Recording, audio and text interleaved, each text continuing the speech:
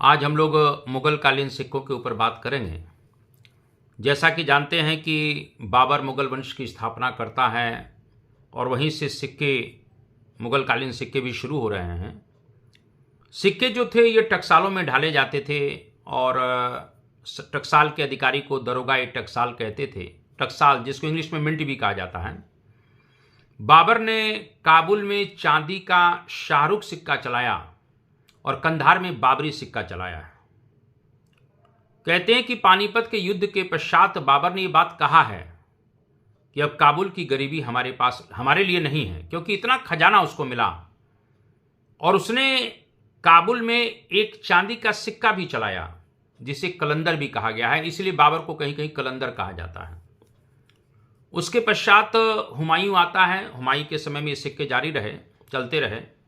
लेकिन जैसे ही शेरशाह गद्दी पर आएगा, कहीं ना कहीं मुद्रा प्रणाली में, या कह सकते हैं कि मुद्रा इतिहास में एक नई क्रांति होती है, क्योंकि शेरशाह सूरी एक योग्य शासन प्रबंधक है। उसने सभी चीज़ों पर ध्यान दिया और शेरशाह सूरी के शासनकाल में सोने का एक सिक्का चलता है जिसको अशरफ या अशरफी कहा जाता है। उसके शासनकाल में चांदी का भी एक सिक्का चला जिसे रुपया कहते थे। 180 ग्रेन का था और इस रुपये का बड़ा महत्व है। विंसेंट स्मिथ तो यहां तक कहते हैं कि 1540 में शेरशाह सूरी के द्वारा चलाया गया ये चांदी का रुपया ब्रिटिश शासनकाल में 1835 तक चलता रहा। यानी शेरशाह सूरी के चांदी के रुपया जो था वो ब्रिटिश मुद्राकालीन अर्थव्यवस्था का आधार रहा। तो मैंने जैसा अभी कहा कि शेरशाह ने सोने की अशरफी चलाई या अशरफ चलाया, चांदी का रुपया चलाया जो 180 ग्रेन का था और तांबे का सिक्का दाम था। शेरशाह सूरी के शासनकाल में चांदी के रुपये और तांबे का दाम का जो रेशो है, अनुपात है, वो 1:64 है।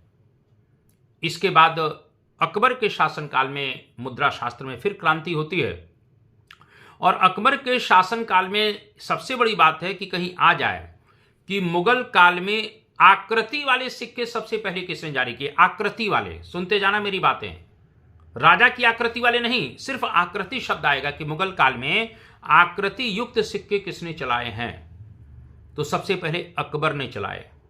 अकबर ने राम सिया की आकृति वाले, यानी राम सीता की आकृति वाले सिक्के चलाए जिस पर कुल मिला के देवनागरी लिपि में नाम लिखा होता था। इसी प्रकार से शेरशाह सूरी के शासनकाल में भी जो सिक्के चलाए जा रहे हैं उसमें अरबी और देवनागरी लिपि का प्रयोग किया गया है।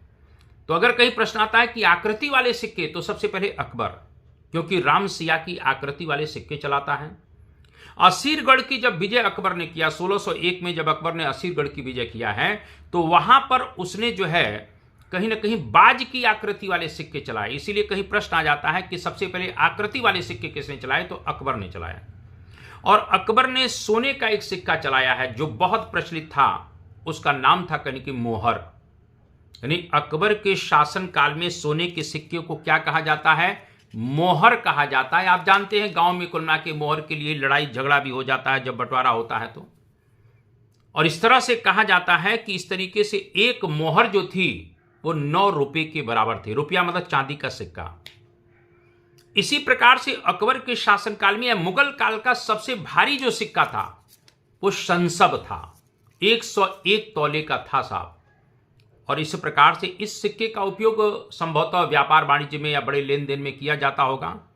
इसी प्रकार से अकबर ने एक सोने का गोल सिक्का भी चलाया है जिसे इलाही कहा जाता था। क्या कहा जाता था, इलाही।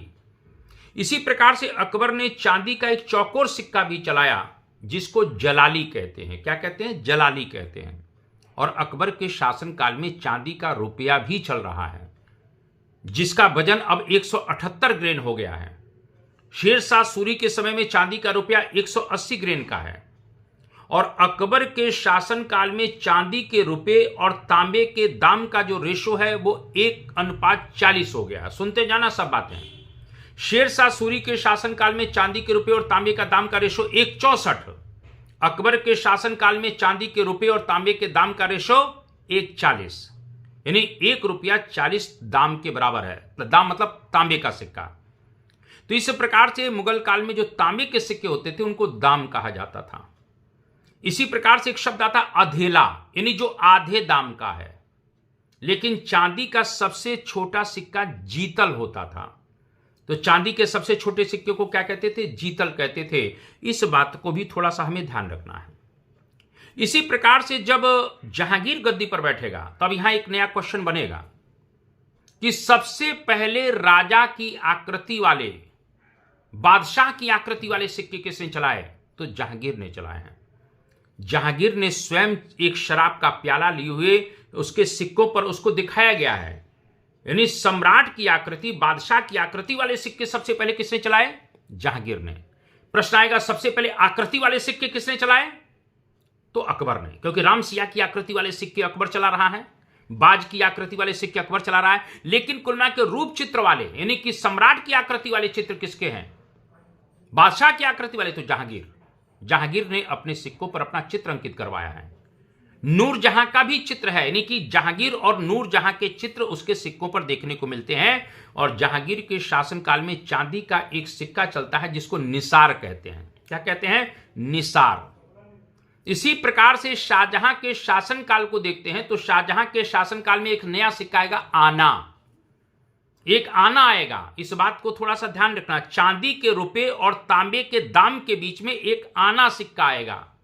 और हम लोग बहुत अच्छी तरह जानते हैं कि 1 रुपया 16 आने के बराबर होता था। ये हम लोगों को बताने की जरूरत नहीं है। यानी 1 रुपया 16 आने के बराबर होता था। ये जो थी व्यवस्था, ये शाहजहां के समय में शुरू होती है।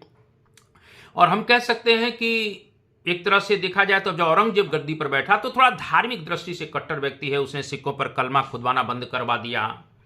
लेकिन हम ये कह सकते हैं कि मुगल काल में सर्वाधिक सिक्कों की ढलाई अगर किसी के समय में हो रही है तो वो औरंगजेब के शासनकाल में हो रही है। तो इस प्रकार से मैं ये जान सकता हूं कि मुगल कालीन सिक्कों के विषय में जो थोड़ी बहुत आप लोगों को बताना था मैंने बता दिया।